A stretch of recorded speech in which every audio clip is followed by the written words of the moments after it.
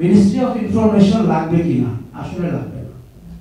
এই মিনিস্ট্রিটি কমিয়ে দিতে পারলে বাংলাদেশের খরচের রাজস্ব খাতে কত অর্থ সাশ্রয় হবে সেটিও বিচার করা দরকার। এটি দরকার নেই, এটি সরকারের জন্য দরকার। কেননা সরকার আপনার উপরে প্রোপাগান্ডা করে, অপতথ্য ছড়ায়, এবং সরকার তার কিছু মিথ্যা তথ্য আপনার কানে পৌঁছে দিতে চায়, চোখে দেখাতে চায়, তার দরকার না হলে গত 3টি তথ্যমন্ত্রীর ডাকনাম আমরা আরেকবার মনে করি। হাসানুল হক ইনু, খালেদা জিয়া বিষয়ক মন্ত্রী, আমাদের হাসান মাহমুদ বিএনপি বিষয়ক মন্ত্রী, আর আরাফাত অপতথ্য মন্ত্রী। তাহলে এই টাইটেলগুলো কেন হলো? যদি তথ্য মন্ত্রণালয়ের দরকার হতো, তার মানে তথ্য মন্ত্রণালয়কে সরকার ব্যবহার করে তার মন গড়া তথ্য বাজারে প্রচার করার জন্য। গীতিয়া রাব্বা যেমনটি বলছিলেন যে পদ্মা সেতুতে কয়টি পিলার, কয়টি স্প্যান। আমি খোঁজ নিয়ে দেখেছি পৃথিবীর অন্য কোনো সেতুর কয়টি পিলার, কয়টি স্প্যান ওই দেশের নাগরিকরা জানেন কিনা, আমরাও জানি না।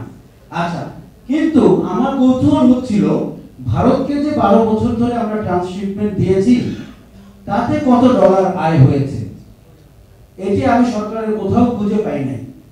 তার মানে হচ্ছে সে সেই তথ্য আপনাকে জানাতে চায় যেটা জানালে তার এক ধরনের উপকার হয়, আর সেই তথ্য জানাতে চায় না যেটা জানানোর সাধ্য তার নাই।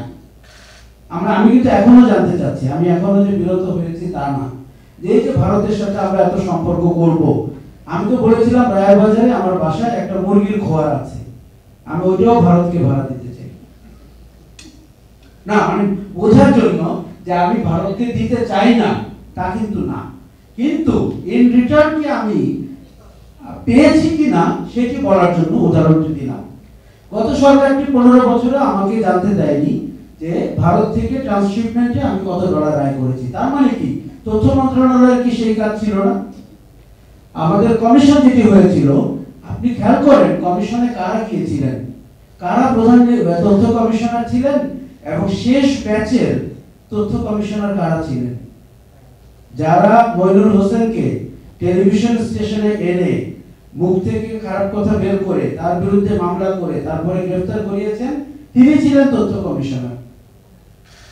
আপনি বোঝেন একজন নাগরিকের কাছে তিনি জবাবদিহি কি করবেন, তিনি তো নাগরিক হেনস্থাকারী। সেই রকম লোকজনকে আমরা, তার মানে হচ্ছে মোটা দাগে মিনিস্ট্রি অফ ইনফরমেশন আসলে দরকার নেই, মিনিস্ট্রি অফ ইনফরমেশনের কোনো কাজ নেই। এবং এই যুগে এই ক্যাটাগরির মিনিস্ট্রি এবং এই ক্যাটাগরির লোক দিয়ে আমার মনে হয় কারোরই উপকার হয়নি, বিগত সরকারটিরও কিন্তু কোনো উপকার হয়নি। আমি শুধু একটু সাহিত্যে যোগ করি, মালিকানার ব্যাপারে আমাদের অনেক কথা হচ্ছিল, মালিকানার কিন্তু ক্রাইটেরিয়া থাকা উচিত। আবার সম্পাদক কে হবে এটি নির্ধারণ করে ডিসি। তো সেই প্রশাসনের লোকটি তিনি গত 3টে নির্বাচন অপকর্মের সাথে যুক্ত ছিলেন। ভোটারহীন নির্বাচনকে 34, দিনের বেলা খাওয়ার আগে 28, খাওয়ার পরে 42, এই যে ঘটনাগুলো ঘটিয়েছেন, তিনি ঠিক করবেন আমি কি সম্পাদক হওয়ার যোগ্য কি যোগ্য না, প্রতিবাদ করতে হবে।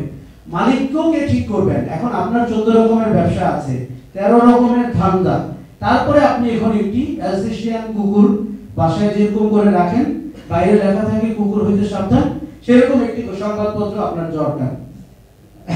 টেলিভিশন দরকার আরো কিছু উদ্দেশ্যে, যেটা সংবাদপত্র দিয়ে অনেক সময় হয় না। আচ্ছা, তার মানে মালিকানা আমাদেরকে খেয়াল করতে হবে। কিন্তু যেটা সবচেয়ে চ্যালেঞ্জিং সেটা হচ্ছে প্রতিদিন আপনি যে কাজ করছেন সেটি আপনার জনগণের পক্ষে, দেশের পক্ষে, মানুষের পক্ষে যাচ্ছে কিনা, সেটির জন্য প্রতিষ্ঠানের ভেতরে আপনি ন্যায়পাল রাখতে পারেন। সেই তিতা কথা বলা মানুষটি যিনি আপনাকে বলবে আমি আপনার চাকরি করি না, কিন্তু বাংলাদেশ জনগণের পক্ষে, দর্শকদের পক্ষে, পাঠকের পক্ষে আপনার প্রতিষ্ঠানে আমি কাজ করি, ওই লোকটির কিন্তু বন্ধু হওয়ার দরকার নেই, ওই লোকটিকে কারো পছন্দ হওয়ার দরকার নেই, কিন্তু ওই লোকটিকে বাংলাদেশের সংবাদ মাধ্যমের জন্য দরকার। এরকম একটি জায়গায় আমরা যেতে পারি, যে আমরা ন্যায়পালের দিকে যেতে পারি কিনা। আমি কিন্তু 53 বছরে অপসাংবাদিকতার জন্য কয়জন সাংবাদিক আটক হয়েছেন, গ্রেফতার হয়েছেন, শাস্তি হয়েছেন, আমি কিন্তু খুব একটা পাইনি। কিন্তু অপসাংবাদিকতার কিন্তু ভয়াবহ নজির আছে, শুধু গত 15 বছরই না, 15 বছর তো রূপকথার মতো হয়ে গেছিল বিষয়টা, কিন্তু তার আগেও আছে। এই যে আমরা যখন কর্পোরেটকে আপনার ক্ষতিগ্রস্ত হতে দেখি, সে যাবেন কোথায়? সেই প্রেস কাউন্সিল যেখানে একজন অবসরপ্রাপ্ত বিচারপতি আর দুইজন কেরানি বসে থাকেন, সেই কি আসলে ডিসাইড করবেন যে আজকে আপনি যখন আপনি দেখুন আপনি একটা ইনভেস্টিগেটিভ পচা ইনভেস্টিগেটিভ রিপোর্ট করলেন মালিক বলছে বলে,